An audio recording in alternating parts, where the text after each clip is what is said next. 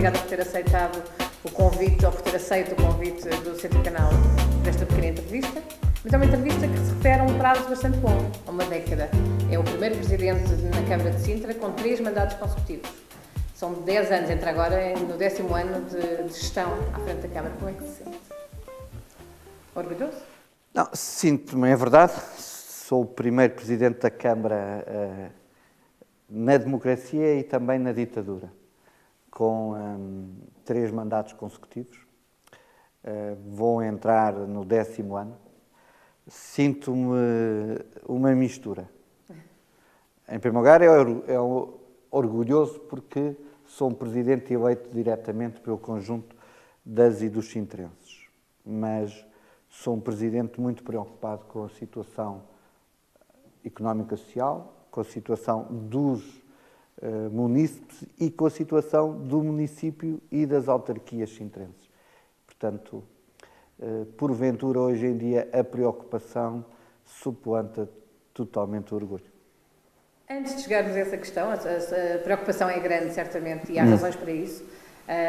Esses 10 anos dão-lhe uma responsabilidade acrescida.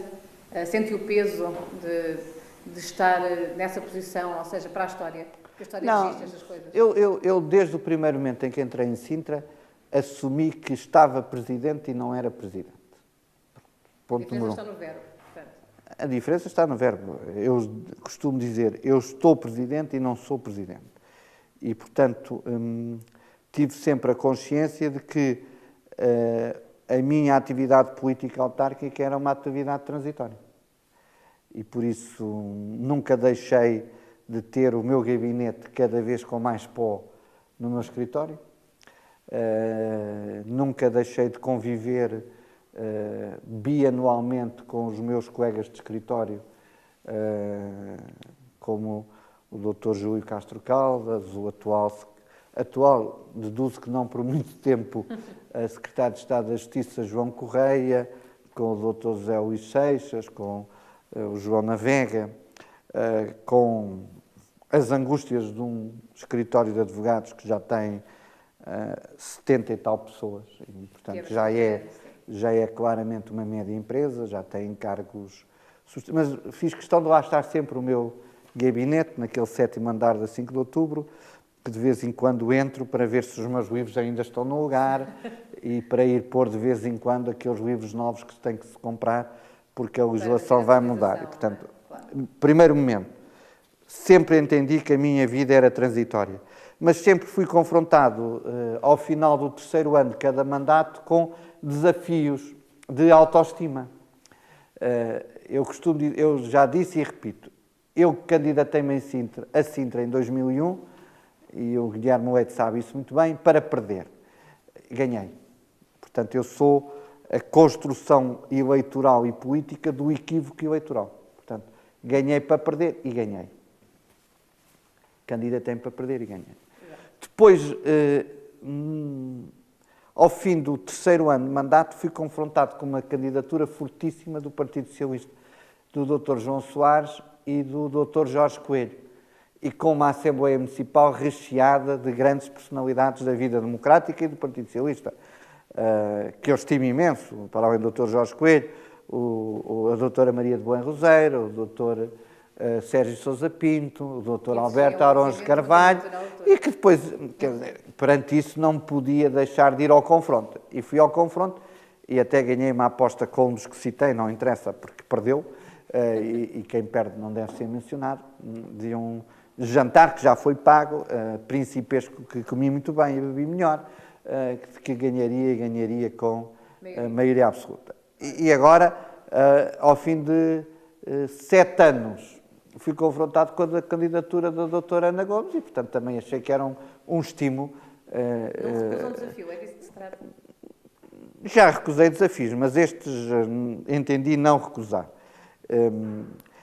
Sendo certo que nunca pensei, eu quando fui eleito, nós somos, a nossa geração de presidentes de Câmara é a geração do déficit, não sei se sabe. Nós entramos, nós entramos e apanhámos em 2002 as eleições legislativas, a vitória do Dr. Durão Barroso, a chegada ao Ministério das Finanças da Dra. Manuela Ferreira Leite, déficit. Portanto, limitações. E desde 2002, todos os anos, vivo com o déficit. Vivo com o déficit, ou o déficit está a 9, ou o déficit está a 6, ou o déficit está a 7, ou o déficit está a 12, e, portanto, todos os anos estou sujeito a alterações radicais do meu planeamento plurianual. E, portanto, eu julgava que vinha gerir uma Câmara onde podia fazer projetos a 4 anos, eu giro uma Câmara em que tenho que gerir necessidades a 12 meses. E, portanto, é essa, 12 meses. Quem fala da sua obra, há de deixar uma obra quando terminar este mandato, e é disso que se fala quando se fala de 3 mandatos de seguida, não é? Há quem tenha a crítica jocosa, digamos, que se refere que a sua obra está quase toda debaixo do chão. Basicamente, saneamento. Não, um bocado... Não, olha, uma das coisas que não vão encontrar, apenas falhou uma vez. Sabe qual é, Ana? Conte-me. Não tenho nada com o meu nome. Nunca inaugurei... inauguração? Não há uma inauguração, a não ser uma vez que falhou, e tanto falhou, que tanto me aborreci, que vi o meu nome e saí e nem fui para a São Solano. Foi onde isso já agora? Não interessa? Fica. Não interessa. Todas as outras situações, não está o meu nome em lado nenhum. Porquê? Porque eu sou transitório. Quem inaugurou, vai ver o túnel de Cavaleiro Oressa. Câmara Municipal de Sintra inaugurou. Vai haver escolas. Câmara Municipal de Sintra inaugurou. Vai haver refeitórios escolares. Câmara Municipal de Sintra inaugurou. Agora, digo, uma das obras, um dos setores onde gastámos mais dinheiro foi no saneamento básico. Por uma questão muito simples. Nós não temos hoje em dia desenvolvimento sustentável em zonas urbanas ou zonas urbanas que tenham elementos de ruralidade se não tivermos saneamento. Porquê?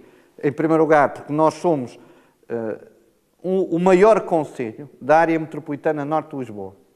Eu costumo dizer, o concelho de Sintra, em área, é igual ao concelho de Lisboa, mais o concelho de Oeiras, mais o concelho de Cascais, mais o concelho de Odivelas, mais o concelho da Amadora, mais quase que 1/3 do concelho de Loures. Não é Avon, que é o segundo maior do país. Não, nós somos, em termos de população, já somos o primeiro. Já somos o primeiro. Agora, costumo dizer, a área de Sintra é 4 vezes a área de Lisboa. E nós temos uma zona, que é aquilo que eu chamo o filé mignon, que é o centro histórico e toda a zona Saloia, onde faltavam, em alguns casos, investimentos importantes ao nível de saneamento básico. Nós não podemos ter, ainda temos um bocadinho, nada, não podemos ter locais de Sintra onde, porventura, os esgotos fluviais e os esgotos domésticos não vão para as estações de tratamento. Porquê? Porque nós temos situações e níveis freáticos importantes. Exatamente. E, portanto, não podemos dizer assim, a favor do ambiente e não termos condições para segurança total ao nível da água, das pessoas em primeiro lugar, depois de toda a agricultura em segundo, depois de todos os animais em terceiro, não tem hoje em dia sentido. Se há trabalho de facto feito debaixo do chão... Sabe qual é um dos maiores cancros que hoje em dia aflige a China? Diga-me. Sabe? Diga-me. Cancro do fígado. Sabe porquê? Explique-me. Um dos maiores problemas hoje em dia do Serviço Nacional de Saúde chinês é o problema do cancro do fígado, que explodiu exponencialmente em razão da taxa de urbanização das grandes cidades chinesas. E a taxa de urbanização das grandes cidades chinesas não foi acompanhada por estruturas de saneamento básico. Muitos chineses continuam a ir beber água aos rios, como, entretanto, os rios são eles próprios destinos dos distritos, temos um custo, sem ninguém se perceber, do aumento da angústia pessoal em razão do cancro do fígado, do custo exponencial do Serviço Nacional de Saúde chinês, que neste preciso momento é uma das preocupações das autoridades chinesas, sem nós nos apercebermos aqui das consequências que isso advém para... Será chinês para os sintrenses, mas é certamente importante perceberem porque é que o saneamento foi uma obra de base. Para a semana tenho cá uma cidade chinesa que quer geminar com o Sintra. Não é? Fui fazer uma investigação até hoje de manhã, porque não... descobri que tem 9 milhões de pessoas e, portanto, vou receber aqui o Presidente da Câmara de uma cidade que quer ser geminada com Sintra, que tem 9 milhões de pessoas. Portanto... Vocês têm cerca de meio milhão, não é? Não, Sintra e Portugal tem 10, não é? Portanto, exato. Quase que me dá vontade de dizer que deve ser recebido também pelo Primeiro-Ministro. Como é que se consegue ainda gerir esta dicotomia de que falou, a ruralidade e a urbanidade? Sintra tem zonas urbanas muito densas, com problemas muito específicos, sim, e tem outras zonas rurais em que as necessidades são outras, obviamente. Como é que se gera isso quando se pensa em termos globais para Sintra? Eu não giro Sintra, eu giro Sintras. Eu não giro Sintra, eu giro Sintras. E tenho que ter a noção do seguinte: gerir os problemas, os anseios e angústias de Montabrão, não é?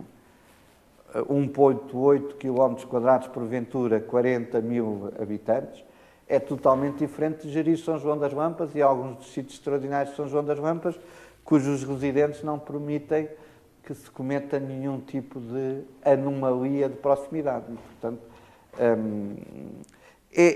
Não se cometem injustiças com essa necessidade de atenções diferentes? não se cometem injustiças, porque, Não. repare, não, é evidente que na percepção das pessoas podemos ter a noção de cometer injustiças, mas repare, em alguns casos nas zonas urbanas, hoje em dia, fizemos investimento e estamos a fazer investimentos substanciais ao nível de educação.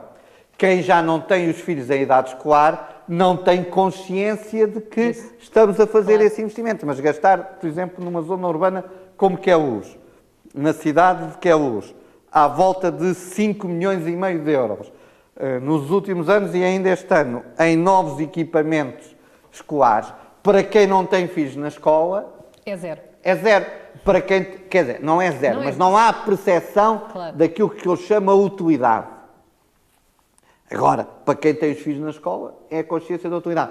Para a responsabilidade municipal, a minha questão é muito simples. Eu, hoje em dia, perante a escassez de dinheiro, tenho que fazer opções. E, ao fazer opções, a minha opção é para duas áreas totais. Primeiro, educação. Segundo, ação social. Orçamento de Estado, ao que parece, levou um corte valente. Fui a Câmara que levei mais.